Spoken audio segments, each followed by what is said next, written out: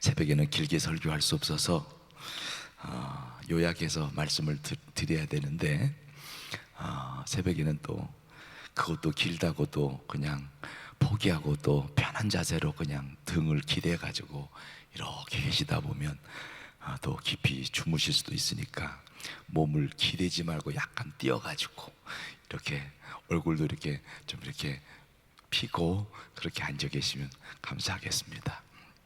할렐루야. 시차 때문에 저는 잠을 잘 못 자고 와가지고 이제부터 자야 될 시간인 것 같습니다. 징계도 사랑의 표현 방법이고 축복도 사랑의 표현 방법입니다. 사랑하기 때문에 징계도 하고 사랑하기 때문에 축복도 합니다. 아멘. 내 사랑하는 아들이나 딸이 위험한 길, 망할 길, 죽을 길 간다면 매를 때려서라도 그 길을 못 가게 할 겁니다. 이유는 사랑하기 때문이죠. 아멘. 내 사랑하는 아들이나 딸이 옳은 길, 바른 길, 참된 길을 가는데 모든 좋은 것으로 밀어주고 후원해주고 도와주고 모든 것을 공급해주지 않을 부모가 없습니다. 이유는 사랑하기 때문이죠. 그러면 징계도 사랑의 표현 방법이고 축복도 사랑의 표현 방법이라면 우리는 징계를 통해서 하나님의 사랑을 느끼고 깨닫고 체험하는 자가 되기보다는 축복을 통해서 하나님의 사랑을 느끼고 깨닫고 체험하는 자가 되어야 할 것입니다. 아멘이 집에 갔다 오면 줄어드는데 할렐루야. 인원이 들어와서 그럴 수도 있겠다, 그죠? 네, 그렇지만 그러면 내가 두 사람 몫을 한다 생각가지고 할렐루야. 네, 감사해요. 그래도 잘 협조하려고 하는 분들은 잘 될 뿐이고, 그런다고 내가 협조할 자로 원래 내대로 할 거야 그러면 복받는데 시간이 좀 걸릴 수 있으니까. 자, 오늘 룻기 1장 1절 2절 말씀 보니까 사사들이 치리하던 때에 유다 베들레헴에 엘리멜렉 남편 나오미 아내 기론과 말론이 살고 있는 그 땅에 흉년이 드니라고 기록하고 있습니다. 자, 방송실에서 다 띄워주셨기 때문에 그래 한번 1절 2절 한번 읽어봐요. 1절부터 시작. 사사들이 치리하던 때 그 땅에 흉년이 드니라. 유다 베들레헴에 한 사람이 그의 아내와 두 아들을 데리고 모압 지방에 가서 우거하였는데 그 사람의 이름은 엘리멜릭이요 그의 아내 이름은 나오미요 그의 두 아들의 이름은 말론과 기론이니 유다 베들레헴 에브라 사람들이었더라. 그들이 모압 지방에 들어가서 거기 요하더니 거기 거하여 살더니 이 말이죠. 자, 사사들이 치리하던 때 유다 베들레헴에 엘리멜렉 남편과 나오미 아내와 기륜과 말론이라고 하는 자녀들까지 해서 이 가족이 살고 있는 그 땅에 흉년이 들었다고 기록하고 있습니다. 자, 사사는 누구냐? 하나님께서 이스라엘의 왕을 세우시기 전에 사사라고 하는 지도자를 세워서 나라를 다스리도록 했는데 사사는 기도하는 지도자를 말합니다. 따라합시다. 기도하는 자. 유다는 어떤 민족이냐? 하나님을 찬양하라고 택하신 민족입니다. 내가 내 백성을 지었나니 나의 찬송을 부르게 하려 함이니라. 하나님 찬양하러 택하신 민족이 유다입니다. 그럼 베들레헴은 어떤 땅이냐? 베들레헴의 지명의 뜻은 떡집이라는 뜻을 가지고 있는데, 지명은 지역 이름, 인명은 사람 이름을 말합니다. 자, 이 베들레헴의 지명의 뜻은 떡집이라는 뜻을 가지고 있는데, 미가서 5장 2절 말씀에 보면 예수님께서 베들레헴에서 태어나실 것이 예언되어져 있고 약속되어져 있습니다. 미가서 5장 2절 시작.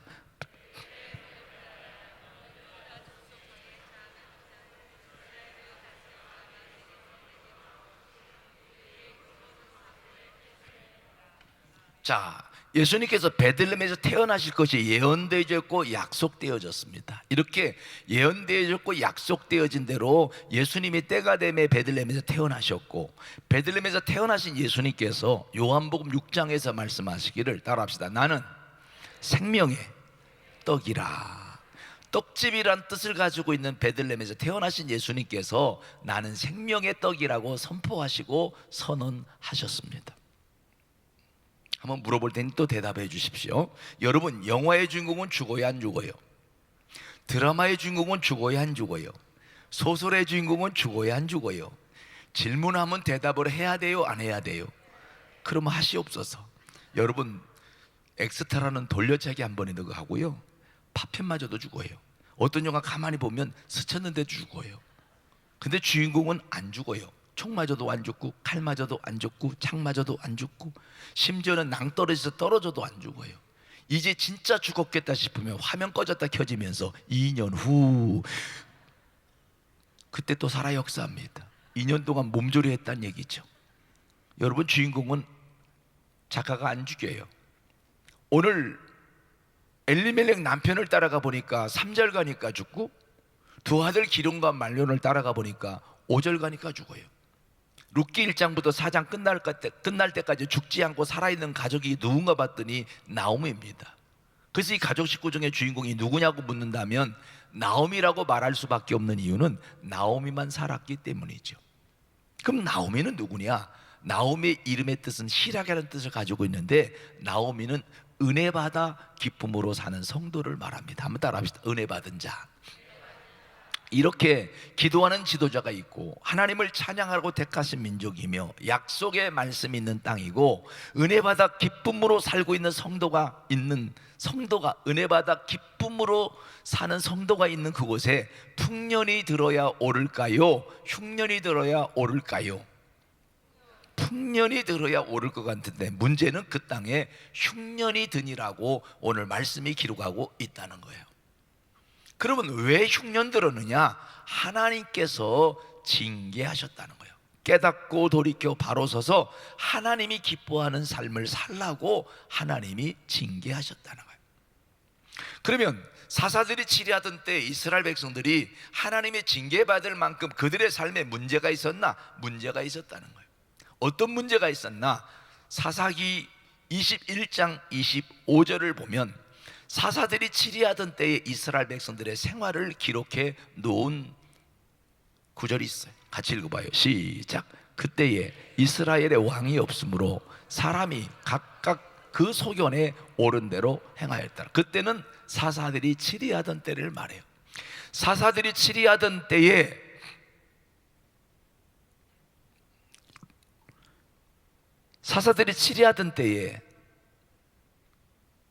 이스라엘의 왕이 없으므로 사람이 각기 자기의 소견에 옳은 대로 행하였다라고 기록하고 있어요. 자기 소견이라 하면 자기 생각대로 살았다는 거예요. 기도해서 응답을 받았다고 하면서도 응답받는 대로 살지 않고 자기 생각대로 살고, 하나님을 찬양하는 가운데 감동을 받았다고 하면서도 감동받는 대로 살지 않고 자기 생각대로 살고, 말씀을 깨달았다고 하면서도 깨달은 말씀대로 말씀을 믿는다고 하면서도 말씀을 믿는 믿음으로 살지 않고 자기 생각대로, 그리고 은혜 받아서 기쁘다고 하면서도 은혜 받은 대로 살지 않고 자기 생각대로 사는 것이 사사들이 치리하던 때 이스라엘 백성들의 생활이었어요. 자기 생각대로 살았다 이 말은 자기 생각이 삶의 중심이었다 이 말이에요. 이건 곧 인본주의를 말하는 거예요. 여러분, 신앙인의 타락은 교회를 떠나 하나님을 멀리하고 악을 해가는 것도 타락의 모습이지만, 교회 안에 있으면서 주일 성수도 하고 11주 생활도 하고 맡은 일에 봉사도 하고 나름대로 충성한다고 하는데도 자기 중심으로 하는 사람, 하나님 중심이어야 되는데 자기 중심으로 한 사람, 그 사람은 신앙인의 타락된 또 하나의 모습이라는 거예요. 어떻게 대표로 아멘을 딱 한 번만 하는지 모르겠어요. 사랑하는 여러분, 주의 일인데 내가 기분 좋아야만 하고 하나님이 좋으시면 해야 되는데, 주의 일의 기준이 내가 좋을 때 내 감정, 내 기분, 내 사상, 내 형편, 내 지식, 내 경험이 우선되고 있다 이 말이에요. 오늘 신앙인은, 하나님의 사람은 내가가 우선이 아니라 하나님의 뜻이 우선이고 하나님의 영광이 우선이고, 내 기쁨이 우선이 아니라 하나님의 기쁨이 우선이 돼야 되고, 모든 것의 중심이 하나님이 되어야 되는데 내가 중심이 먼저 돼버릴 때가 없지 않아 있다는 거예요. 하나님께서는 그 인본주의 버리라고 흉년이라는 징계를 내리셨어요. 징계의 목적은 깨닫고 돌이켜 바로 쓰라는 거예요. 그래서 하나님이 기뻐하는 사람으로, 하나님이 축복하실 사람으로, 하나님이 들어 쓰실 수 있는 사람으로 그렇게 쓰라는 거예요. 그러면 이렇게 하나님께서 인본주의 버리고 신본주의로, 하나님 중심으로, 말씀 중심으로, 기도 응답대로, 말씀 깨달은 대로, 말씀을 믿는 믿음대로, 은혜 받은 대로 살라고 흉령이라는 징계로 깨닫게 하시고 돌이키게 하시고 바로 쓰라고 하시는데, 여기 엘리멜렉 나홈의 가정은 하나님의 흉년이란 징계 앞에 회개하고 돌이켜 바로 쓰기는커녕 하나님의 징계를 피하여 베들레헴을 떠나 모압 땅으로 이사를 가버렸어. 여러분 물어봅시다. 이사는 좋은 거예요, 나쁜 거예요? 대답 안 하는 거예요. 이사는 좋은 거예요, 나쁜 거예요? 좋은 거예요. 이사는 좋은 거예요, 나쁜 거예요? 이제 양다리 걸치는 거예요? 이사는 좋은 거예요, 나쁜 거예요? 계속 우기는 거예요? 이사는 잘 돼서 하면 좋은 거고요, 잘 되는 이사하면 좋은 거예요. 근데 안 돼서 이사하고 안 되는 이사한다면 참 힘든 거예요. 여러분은 잘 되는 이사하시기를 축복합니다. 자, 그런데 여기 엘리멜렉 나홈의 가정은 흉년이라는 징계 앞에 회개하고 돌이켜 바로 쓰기는커녕 그 신앙생활하기 좋고 믿음 생활하기 좋고 기도 생활하기 좋고 말씀 생활하기 좋은 베들레헴을 뒤로 한 채 육신 잘 먹고 잘 살아보겠다고 베들레헴을 떠나 모압 땅으로 이사를 갔어요. 모압 땅으로 이사 간 건 신본주의일까요, 인본주의일까요? 왜 인본주의일까요? 분위기상? 왜 인본주의일까요? 여러분, 모압 땅은 이방인의 땅이기도 하지만 모압이라는 사람은 출신 성분부터 하나님이 기뻐하지 아니했어요. 한번 물어볼 때는 또 대답해 주세요. 여러분, 아무리 여자가 없고 남자가 없어도 아버지와 딸 사이에서 애가 태어나면 돼요, 안 돼요? 대답 안 하면 오해받을 수 있습니다. 안 되는데 이 집은 됐단 말입니다. 친아버지와 친딸 사이에서 태어난 자가 모압이고 암몬이에요. 창세기 써 있어요. 근데 이들은 출신 성분부터 하나님 기뻐하지 않을 뿐만 아니라 이들의 후손은 하나님 믿지도 않고 거역하고 우상 숭배하는 자들이었어요. 이렇게 우상 숭배하는 자들이 모여 살고 있는 그 모압 땅에 하나님의 사람이 육신 잘 먹고 잘 살아보겠다고 육신의 양식을 쫓아서 모압 땅으로 이사를 간 것은 또 다른 인본주의로 하나님의 징계를 무색하게 만든 꼴이 돼버렸다는 거죠. 그래서 베들레헴을 떠나 모압 땅으로 이사간 이 엘리멜렉 나홈의 가정에 하나님이 징계의 재책을 들어서 남편 엘리멜렉을 다 치시니까 엘리멜렉이 2절에 모압 땅에 거하여 거기 거류하여 살게 됐는데 하나님이 치시니까 엘리멜렉이 3절에 죽었어요. 하나님이 치시면 죽는데 1절밖에 안 걸려요. 옆에 한번 쳐다보고 인사합시다. 하나님이 치시면 죽는데 1절밖에 안 걸립니다. 좀 그 죽는 얘기 하려니까 좀 민망해서 그냥 안 하기로 한 분도 계신데, 여러분, 하나님이 치시면 인생이 별거 아니에요.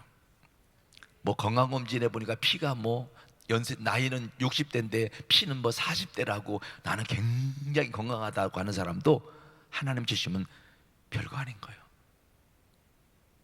사람이 수천억 재산이 있어도요, 하나님이 훅 부르시면 날아가 버리는 거예요. 별거 아닌 걸 알아야 돼요. 안전하다고 하지만 하나님이 지켜줘야 안전한 거예요. 하나님이 지켜주실 때에 그 축복이 여러분의 진정한 축복이 되지, 하나님이 훅 풀어버리면 그 재산 때문에 도리어 더 힘든 인생이 될 수도 있는 거예요. 여러분, 가진 게 아무것도 없는 사람은요, 누구도 그 사람은 안 건드립니다. 재산이 많은 사람은 건드리려고 호시탐탐 노립니다. 그러니까 여러분, 누구도 여러분을 위협을 가하지 않게 하려면 그지 되면 됩니다. 집도 없고 거리에서 잠자는 그지는 누구도 그를 안 건드려요. 왜? 건드리면 밥 사줘야 되기 때문에. 응?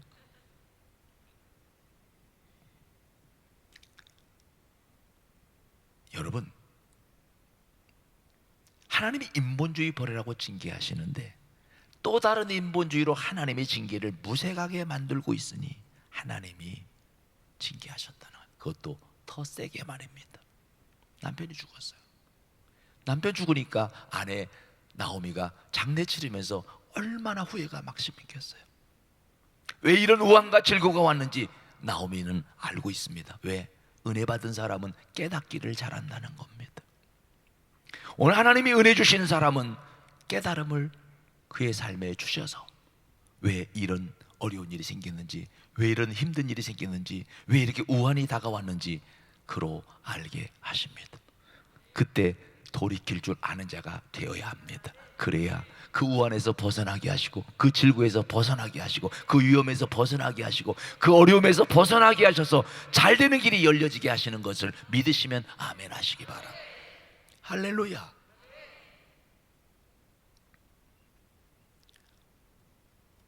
나오미가 남편 장례를 치르면서 후회가 막심했어요. 베들레헴을 떠나올 때, 오늘날로 말하면 목사님이 가지 말라고 하셨겠어요, 안 하셨겠어요? 다시 한번 기도해 보라고 하셨겠어요, 안 하셨겠어요?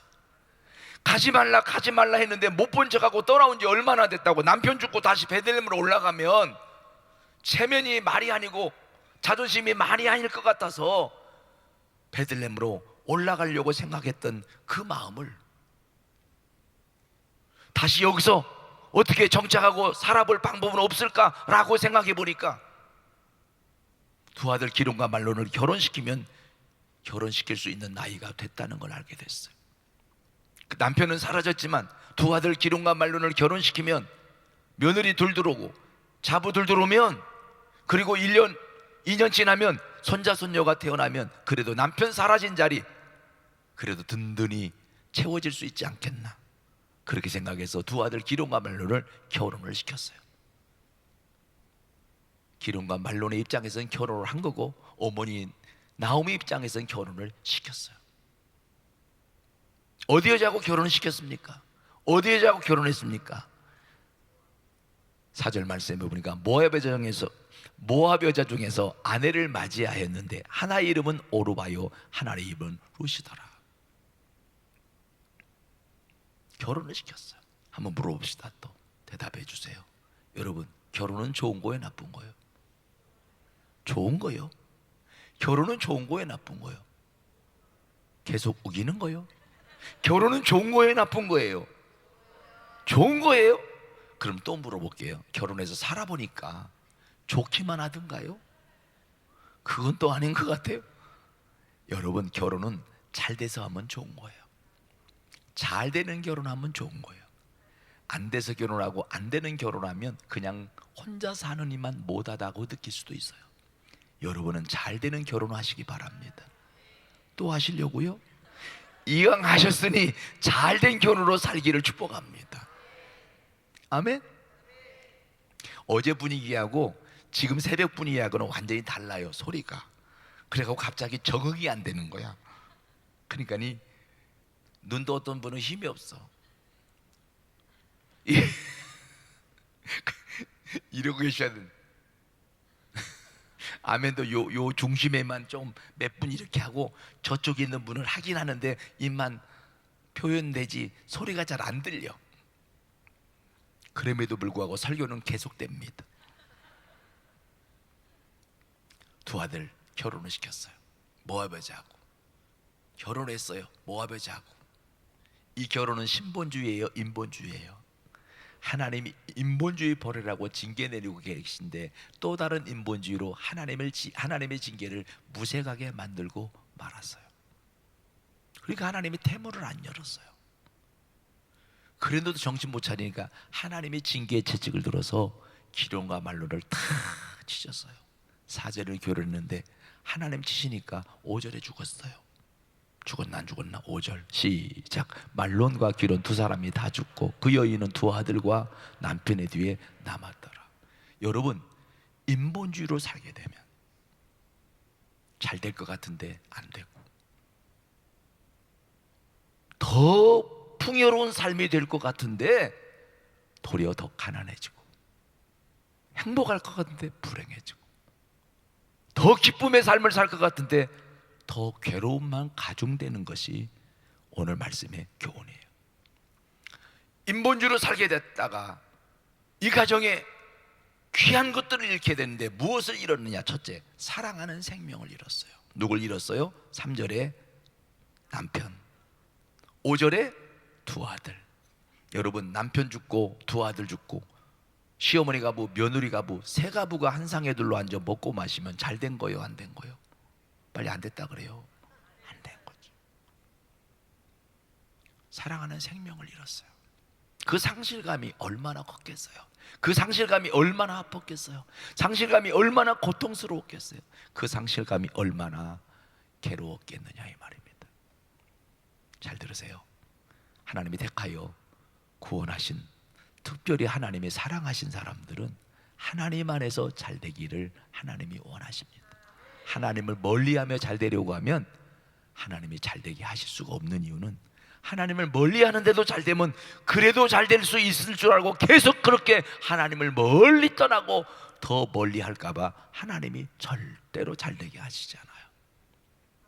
여러분, 하나님을 멀리하면 음녀같이 망하고 하나님을 가까이 하면 하나님이 복을 주신다고 시편 73편 25절로 28절이 말씀하고 있어요. 한번 읽어보겠습니다.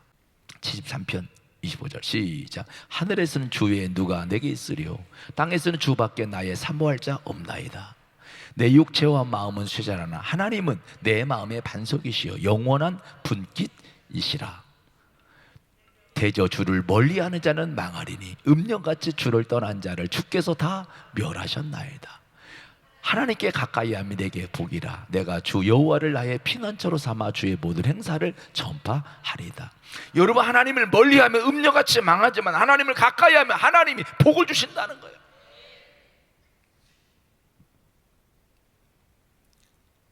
이렇게 하나님을 멀리하고 자기 중심으로 자기 생각으로 인본주의로 살다가 사랑하는 생명을 잃었어요. 남편도 잃고 두 아들도 잃고. 두 번째, 무엇을 잃었느냐? 두 번째는 물질을 잃었어요.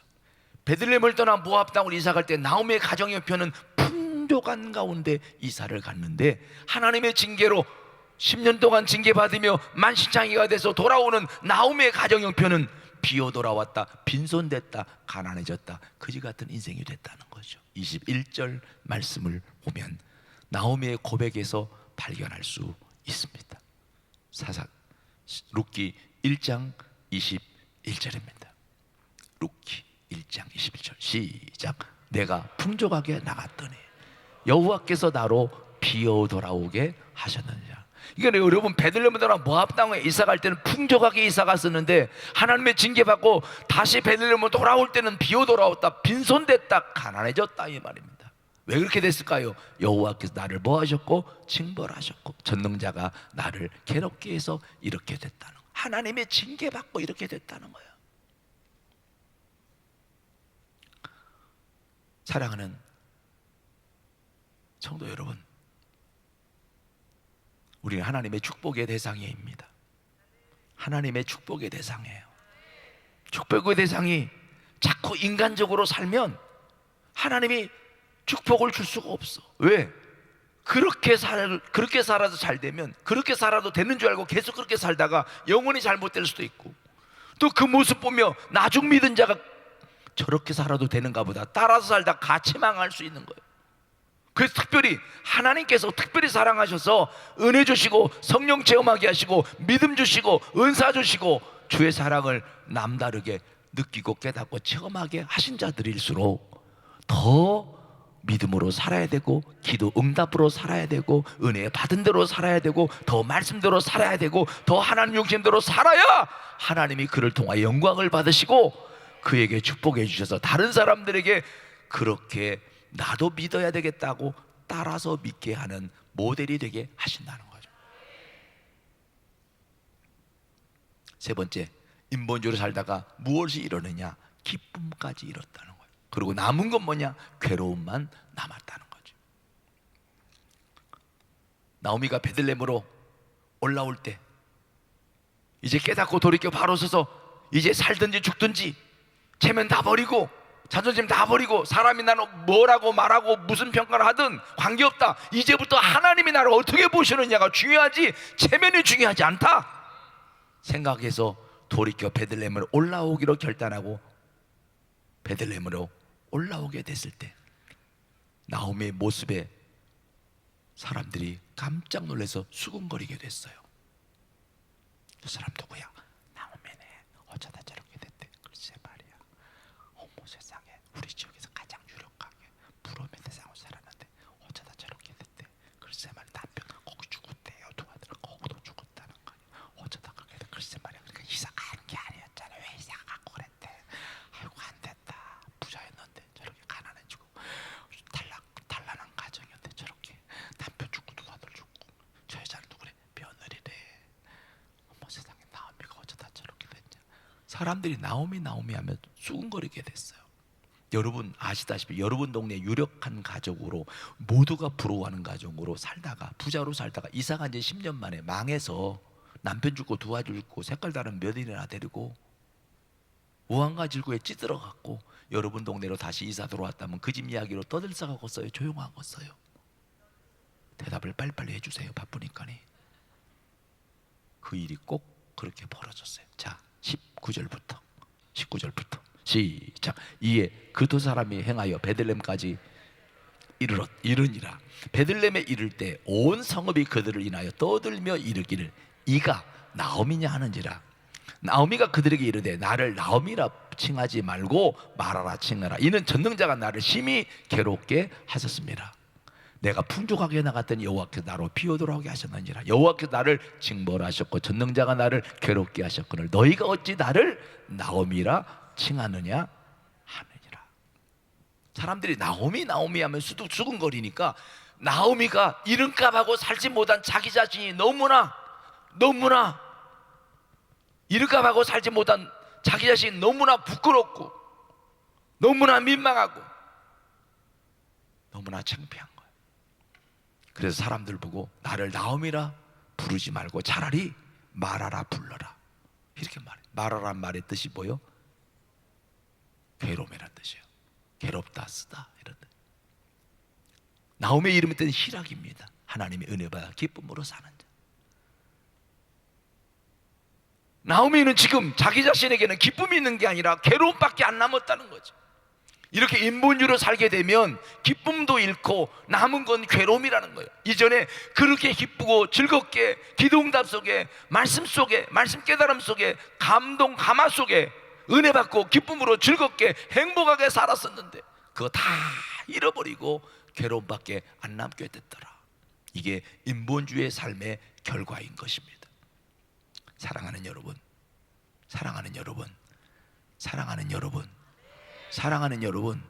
이렇게 은혜로운 교회에서 신앙생활하는 거 감사할 일입니다. 신앙의 침체가 오면요 인본주의 삶을 자꾸 살게 돼요. 인본주의 삶을 살게 되면 여러분 이러지도 못하고 저러지도 못하는 거야. 그러면 신앙이 가물어요. 그러면 신앙생활을 안 할 수도 없고 하는 것도 기쁨도 없고 너무 힘들어요. 교회 안 다닐 수도 없고 다니는 기쁨도 없고 11조 안 드리자니 마음에 걸리고 드리자니 아깝고 생활은 어렵고 보통 일이 아니에요 이게 지금. 인본주의는 내 인생을 불행하게 만드는 거예요. 하나님의 축복도 못 받고 세상에 누릴 것도 못 누리고 영적인 행복도 못 누리고 그러니까 불쌍한 사람이 돼버리는 거죠. 나오미가 깨달았어요. 이제는 체면 자존심 다 버리고 하나님이 원하시는 신본주의 삶을 살자. 베들레헴으로 올라가자. 다시 기도 생활하고 기도응답으로 살고 주시는 감동대로 살고 약속의 말씀대로 살고 그 말씀 믿는 믿음 안에 살고 다시금 은혜 받아 기쁨으로 살아가리라. 이제 사람 눈치 보지 않고 하나님만 바라보고 살아가리라. 결단을 하고 베들레헴으로 올라가기로 딱 실천에 옮기게 되니까 하나님이 징계를 거두시고 나오미 가정에 축복을 주시기 시작했어요. 첫째, 돕는 자를 붙여주시는 인복의 축복을 주셨어요. 따라합시다. 인복. 여러분, 이 세상 살아가는 동안에 나 혼자 잘나서 잘 되는 게 아닙니다. 하나님이 돕는 자를 붙여주셔야, 내 편 들어주는 사람이 있게 하셔야, 그래야 잘 살 수 있는 거예요. 아무리 조심해도 나를 이용해 먹으려고 하는 사람만 있으면 조심해도 이용을 당하고, 주위에 나를 뜯어 먹으려고 하는 사람만 있으면 아무리 조심해도 뜯기게 돼 있고 그렇습니다. 그러나 누군가가 나를 도우려고 하는 자가 생겨져야 그 힘에 힘이 돼서 살 수 있게 되는 겁니다.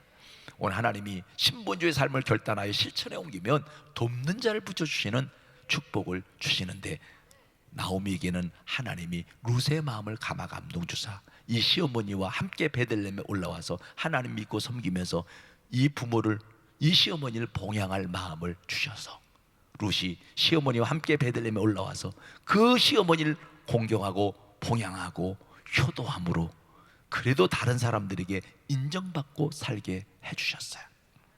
아멘 타임인데. 할렐루야, 할렐루야. 베들레헴에 올라올 때 나오미가 혼자 올라왔다면 너무나 구차한 인생이 될 뻔했어요. 왜냐?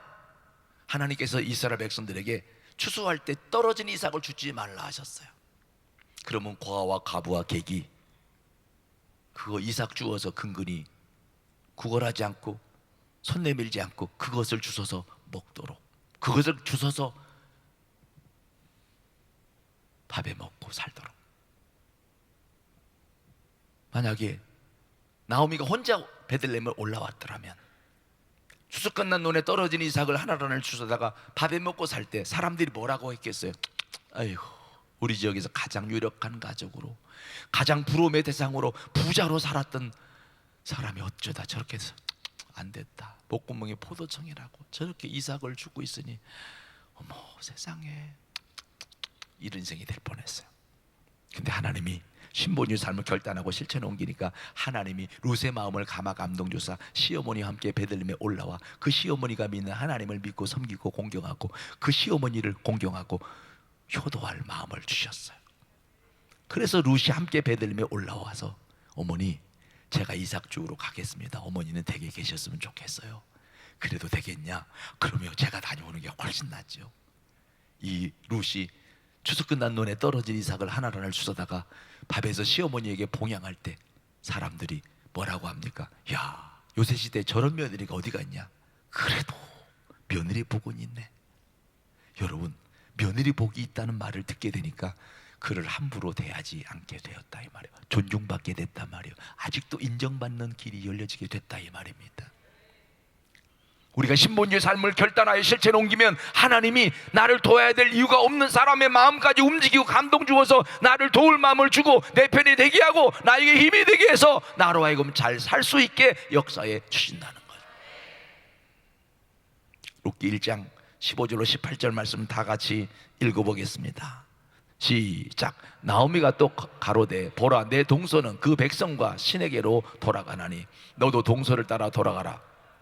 룻이 가로되 나로 어머니를 떠나며 어머니를 따르지 말고 돌아가라. 강권하지 마옵소서. 어머니께서 가시는 곳에 나도 가고 어머니께서 유숙하시는 곳에서 나도 유숙하겠나이다. 어머니의 백성이 나의 백성이 되고 어머니 하나님이 나의 하나님이 되시리니 어머니께서 죽으시는 곳에서 나도 죽어 거기 장사될 것이라. 만일 내가 죽는 일 외에 어머니를 떠나면 여호와께서 내게 벌을 내리시고 더 내리시기를 원하나이다. 그 다음에 18절 나오미가 룻의 자기와 함께 가기로 굳게 결심을 보고 그에게 말하기를 그치니라. 아멘. 할렐루야. 하나님이 룻의 마음을 감동 주어서 이 시어머니가 믿는 하나님을 함께 믿고 섬기며 시어머니를 봉양하고 효도할 마음을 주셨어요. 사실 이 나오미가 이제 베들레헴을 올라오기로 결심을 하고 며느리를 불러서 여호와의 손이 나를 치셨으므로 나는 너희로 말미암아 마음이 아프다고 하면서 나 이제 베들레헴에 올라가서 하나님 믿고 섬겨야 되겠는데 너희의 살 길을 찾아가라고 자유를 줬습니다. 그때 오르바 며느리는 눈물로 인사하고 친정으로 돌아갑니다. 자, 13절 중반절 여호와의 손이부터 같이 읽어봅니다. 시작. 여호와의 손이 나를 찢었으므로 나는 너희로 인하여 더욱 마음이 아프도다. 하나님이 징계하셔서 이렇게 어려움에 처하게 됐다는 것을 며느리들을 불러놓고 시어머니가 말하고 있습니다. 오늘 사랑하는 성도 여러분, 사랑하는 성도 여러분, 우리가 신본주의 삶을 결단하면 하나님이 돕는 자 붙여주셔서 우리로 살 수 있는 길을 열어주십니다. 여기까지 손 들고 따라합시다. 여기까지 손 들고 한번 따라합시다. 주여, 주여, 나에게도 돕는 자를 붙여 주시옵소서. 세 번 하고 네 번째는 아멘 하고 땡기는 거예요. 시작. 주여, 나에게도 잠깐 이게 뭐예요? 이게 이렇게 해야지. 시작. 주여, 나에게도 돕는 자를 붙여 주시옵소서. 주여, 나에게도 돕는 자를 붙여 주시옵소서. 주여, 나에게도 돕는 자를 붙여 주시옵소서. 아멘. 이거 하고 나면요, 혈액순환도 잘 되고 잠도 깨고 건강에도 좋고 분위기 살고 다 눈이 크게 떠졌어. 사랑하는 여러분, 신본주의 삶을 결단하면 나를 도와야 될 이유가 없는 사람인데도 나를 돕는 것이 자기의 사명인 것처럼, 존재의 목적인 것처럼 그렇게 나를 돕고자 스스로 나를 돕는 자가 되도록 하나님이 돕는 자로 붙여주셔서 나로 살만하게 역사해 주신다는 겁니다. 그 축복이 여러분에게 임하게 되기를 주의 이름으로 축원합니다. 두 번째, 신본주의 삶을 결단하고 실천하면 어떤 복을 주느냐? 따라합시다. 좋은 때를 만나게 하신다. 때를 잘 만나게 하신 축복을 주신다는 거예요. 자, 22절 같이 읽겠습니다. 22절 시작. 나오미가 모압 지방에서 그의 자부 모압 여인 룻과 함께 돌아왔는데 그들이 볼이 추수 시작할 때에 베들레헴에 이르렀더라. 때를 잘 만났다는 거예요. 여러분, 모처럼 수확 먹으려 할 때 오는 발걸음이 있고 다 먹고 치우려고 할 때 오는 발걸음이 있어요.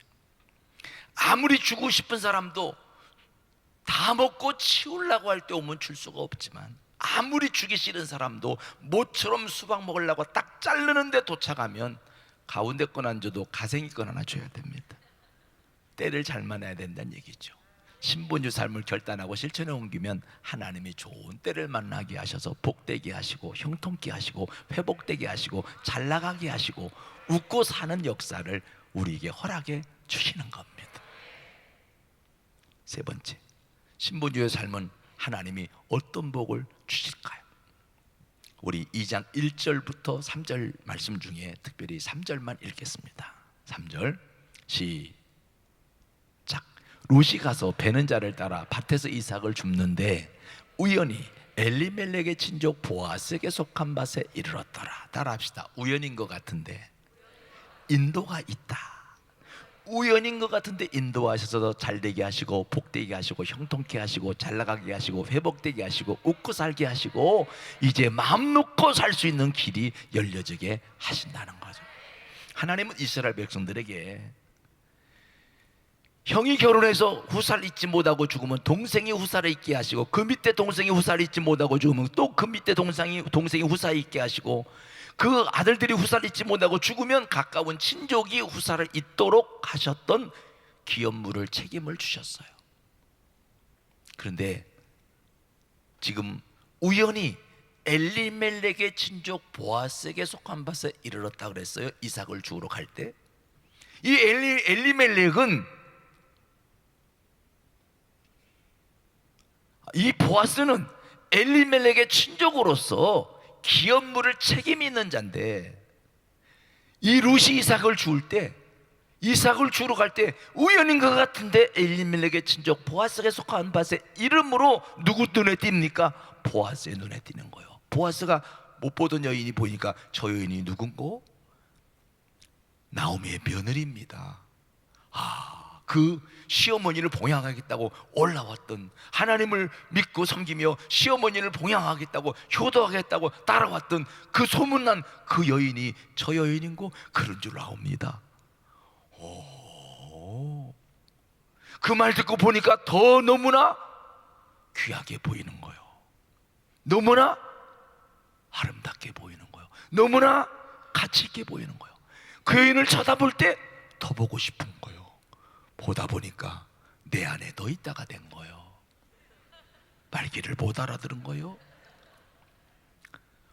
봐도 보고 있어도 더 보고 싶고, 안 보면 보고 싶고, 계속해서 그 룻이 보아스의 마음에 들어와 버렸어. 눈에도 들어와 버렸어.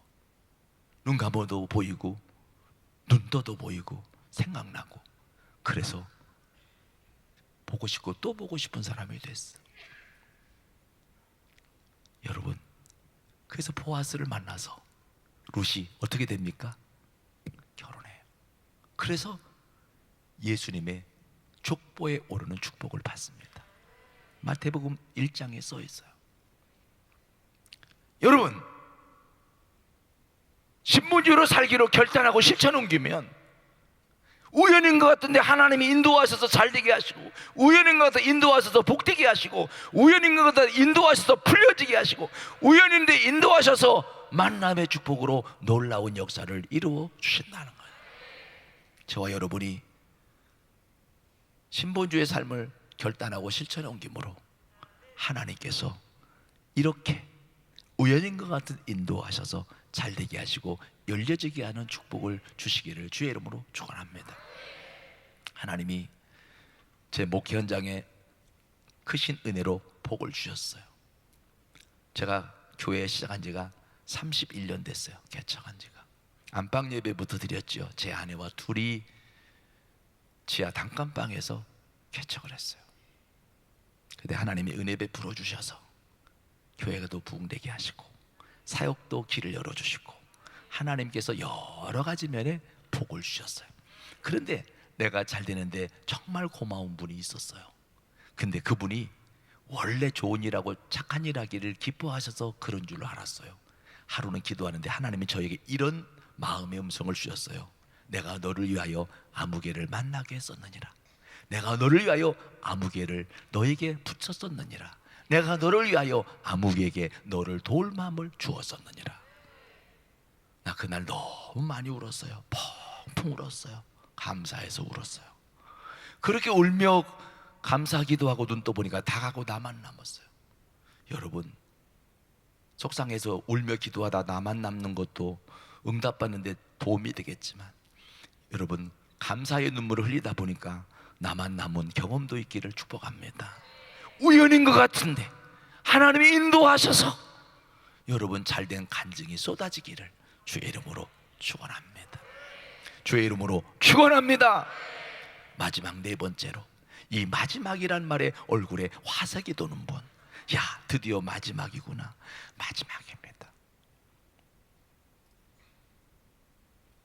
신본주의 살기로 결단하고 실천 옮기면 어떤 복을 주느냐? 따라합시다. 배불리 먹고 남는 축복. 배들을 올라가면 먹고나 살겠나 싶었는데 배불리 먹고 남게 되었고, 근근히 살지 않겠나 싶었는데 쌓아놓고 살 수 있는 축복을 하나님이 주셨습니다. 자, 2장